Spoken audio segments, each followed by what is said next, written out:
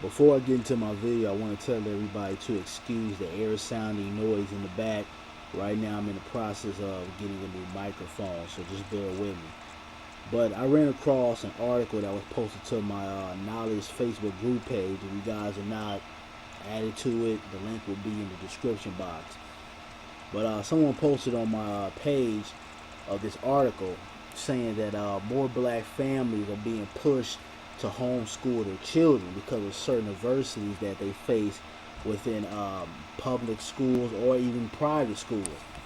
And I've expressed through various videos about certain racism that I've experienced as a child. I shared the story with you guys about the teacher, my third grade teacher that I had, that showed a lot of favoritism and showed racist attributes. And I told you guys how, I sat back, and I've always been one of those kids that was a great observer. I'm the kid that, might have sat in the back of the classroom and just watched everybody and peeped everybody out. And I brought it to some of my classmates that, the black classmates that is, that, our teacher has racist tendencies. And I told everybody to step back, just watch her, observe what's going on. And that next recess period, all the black kids that were in my classroom came up to me and said, yo, you was right. We did peep it out. And it's funny because between that length of time from me saying that to our next recess period, she had displayed certain qualities, just within that length of time. And, I've expressed that, a lot of times we look at racism, in society, and we think about it, within the work field or politics or the government, et cetera, et cetera. And a lot of times racism is right there with our children, whether it's in the school, whether it's at daycare, whether it's the babysitter. And believe it or not, you have babysitters that babysit 4, 5, 6 month-year-olds, and they do racist things, believe it or not. But I ran across this article, and I'm going to read you guys some of it. It's a little lengthy, so I'm not going to go into the whole thing. But it says, an associate professor and a director of Temple University, Alma Maza, has seen the amount of racism that black youth have to suffer through in school. She states that this is one of the biggest reasons that more black children are being homeschooled as opposed to going to public schools. She says that while there are large numbers of white students who are homeschooled, it is for very different reasons. Mazama conducted a survey of 74 different African Americans to see why they were homeschooling. These were the biggest topics that she found. And one of the topics were punishment. It says there has been research that has shown that black children are punished more often and are given much harsher punishments than their white counterparts in public school, which is what I got done explaining to you guys. One good example is an 11-year-old boy who now has a felony charge because a police officer decided to grab him and pull him out of line at school, and he tried to fight back, which I don't blame him. And it goes on. It says lessons. The curriculum in school is very Eurocentric, meaning white.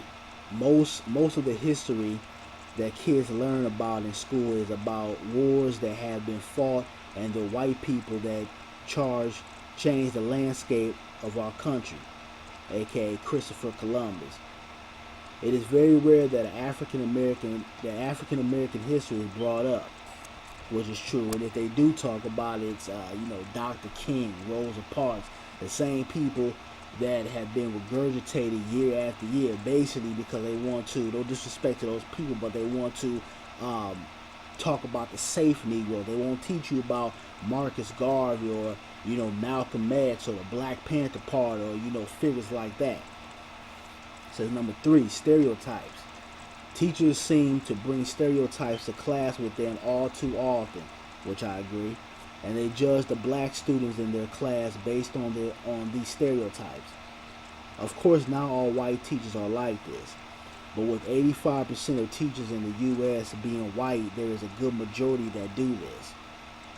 And you know, it goes on and on. Again, you know, I'll leave this link in the description box if you guys want to read up on the article or, you know, get more deep into it. But, you know, this is a issue that a lot of us have within our community. You know, our children are being affected by racism too, right in the classroom, right in front of your face. And a lot of times, you know, us as black parents, we don't sit back and ask our children, you know, because we're so preoccupied about the day-to-day adversities we have to deal with at work, or, you know, whether we're in college or in society or with the police department. You know, we're a lot of times we get caught up in that we don't sit back and we don't ask our children questions. You know, what's going on? Do you feel like there's some type of favoritism? Do you see any suspect behavior? And it's important that we teach our children probably before they even get to kindergarten, like, yo, look out for this, be able to observe, pick up certain things. And that's how I was raised. And, you know, it really helped me later on in life, because at a young age, I was very sharp on picking up certain behaviors. You know, I was able to pick up when, you know, a teacher was showing favoritism, or when there was racism, or when things were not fair, or, you know, certain history points that were being pushed opposed to my black history, considering that it was a very diverse type of classroom. So I was taught to really sit back and observe things and pick up certain things. And I think that's important for our children to be up on game nowadays, because like I said before, you know, racism is not just, you know, how it was before, like some white person will come up to you and call you a nigger. No, it's a lot deeper than that now. You got a lot of institutionalized racism. Racism is not always, you know, point blank in your face. A lot of times, you know, it's within the work field. You know, it's through politics. It's with them targeting a lot of our young black males and put them in the prison industrial complex. All that is racism. And we live in a world of white supremacy. So with that, we have to teach our children to be very wise, be able to pick up certain things at a young age, because if we don't, what's going to happen is, you know, they're going to get in middle school or high school, and they're going to be treated wrong, and they're not going to know how to combat a lot of those issues. And at the same time, us as parents need to step up. You know, and I'm not saying that black parents don't do it, because you have parents in general that are not involved in their children's life, or, you know, go to meetings like PTA meetings. You know, it's just important for us, especially as black parents, to be very involved in what's going on at the school. What's the curriculum that's being taught to our kids? What is, you know, what's going on within the school budget? How are things being distributed? Ask questions, because a lot of times us as you know, blacks, we're faced with so much things within the day-to-day, you know, course that a lot of times we forget about these things. And, you know, we got people out here that are trying to start schools, like you know, Dr. Omar, I believe he's starting a school, and I forgot the exact state, but it's another brother that is the principal of an all black boys school, and I think they have a 0% dropout rate. All these young men are going to college, and these are the things that you don't always hear about. So, you know, I also think it's important for us to branch out and start, you know, creating our own schools, you know, to start teaching our own kids, because the curriculum that's within these white public school districts, they're going to teach what they want to be taught. They're not going to teach things that are going to make our children wise and have a clear understanding about the world we live in this country that we live in. So it's important that, you know, we start branching out, but also where we become even more involved in what's going on with the school, and also from the jump, teach our kids how to pick up certain things so that they're able to come to you and express certain things that are going on within the classroom. Not just, you know, do you have homework tonight, or, you know, what did you get on that test? Because it's a lot deeper for black children in this country.